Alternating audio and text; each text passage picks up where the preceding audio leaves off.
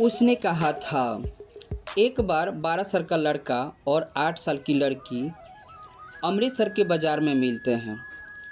लड़की अपने मामा के बाल धोने के लिए दही लेने गई थी। उसी दुकान पर लड़का भी था। कुछ देर बाद लड़का पूछा, तेरा घर कहाँ है? लड़की बोली, मंगरे में।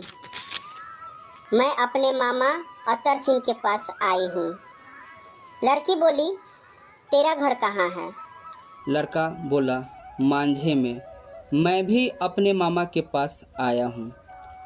कुछ देर बाद सामान खरीदकर एक साथ चलने लगे। लड़का मुस्कुराकर बोला, तेरी कुरमाई हो गई है क्या? लड़की आंख चढ़ाकर धत करके भाग जाती है।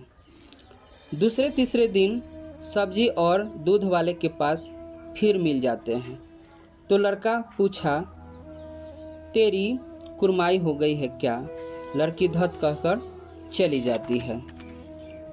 एक दिन फिर लड़का मिलता है और पूछता है कि तेरी कुरमाई हो गई है क्या? तो लड़की विरोध कर बोली, हाँ हो गई है। देखता नहीं है ये रेशम की सालू। अब लड़का दुखी हो जाता है। किसी को नाली में धक्का दे देता है, ठेला वाला को ठेला उलट देता है, दूध वाला को दूध गिरा देता है। इस प्रकार जो है सामने आता है। लड़का का नाम जो है लहना सिंह और वही लड़की जो है सूबेदारनी के रूप में सामने आती है।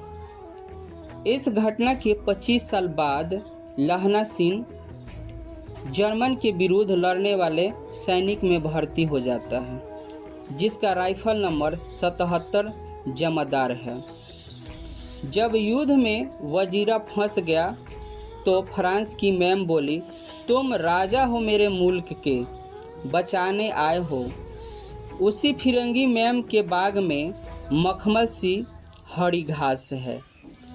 एक बार युद्ध में था तो लहना सिंह बोला था कि मेरे गांव मौलवी आते थे जो बच्चे नहीं होने पर उसका इलाज करते थे, कुछ दवा देते थे। वो बोलते थे कि जर्मनी वाले बड़े पंडित हो गए हैं, वेद पढ़ पढ़ कर विमान चलाना सीख गए हैं।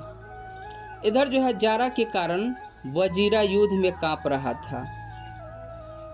जरा मौत है, निमोनिया के कारण मरने वाले की आस्थान नहीं मिल रही है। उसी समय एक बार बोधा सिंह का तबीयत युद्ध में खराब हो गई। वह जारा के कारण कांप रहा था। तब लहना सिंह 2-3 कंबल ओढ़ा दिया। फिर जारा कम नहीं हुआ तब उसने अपनी जर्सी पहनाई। युद्ध में लहना सिंह को एक गोली भी लगी थी। अब वह लहना सिंह ठीक हो गया था। किसी जमीन के काम से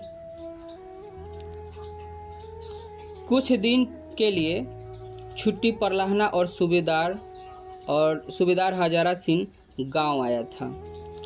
अचानक रेजिमेंट ऑफिसर की चिट्ठी आई कि फौरन चले आओ, यहाँ पर युद्ध छिड़ गई है। लहना सिंह के रास्ते में सूबेदार हजारा सिंह और बोधा सिंह का घर था। लहना सिंह जब सूबेदार के घर पहुंचा तो सूबेदारनी उसे पहचान लिया, लेकिन लहना सिंह नहीं पहचान पाया। तभी सूबेदारनी बोली, तेरी कुरमाई हो गई है क्या? अमृतसर के बाजार में, और कहकर रोने लगी। कहती है, मेरे भाग ही फूटे हैं। मेरा बेटा बोधा सिंह भी फौज में है और पति भी फौज में। मेरे इससे पहले 4 बेटे थे, वो भी मरे गए। और वो रोने लगती है। पता नहीं आगे क्या होगा।